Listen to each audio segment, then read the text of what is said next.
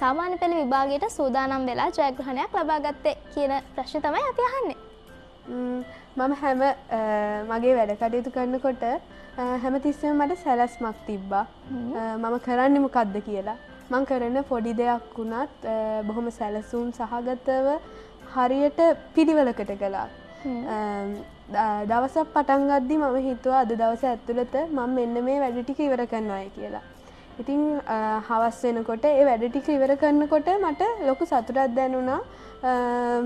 මට මේ ටික කරගන්න පුළුවන් කියලා. ඉතින් ඊළඟ දවසේ උදේත් මම ආයි වැඩ කරන්න පෙළඹුණේ. මොකද මම දන්නවා ඒ වැඩ ටිකත් ඒ දවස් ඇතුළත ඉවර කළොත් ඒ වගේම සතුටක් ලබා ගන්න පුළුවන් කියලා. ඉතින් දවසින් දවස පොඩි පොඩි වැඩ කොටස් ඉවර කරගෙන ගිය නිසා විභාගය ලං වෙනකොට සැහැල්ලුවකින් යුතුව විභාගයට මුහුණ දෙන්න හැකියාව ලැබුණා.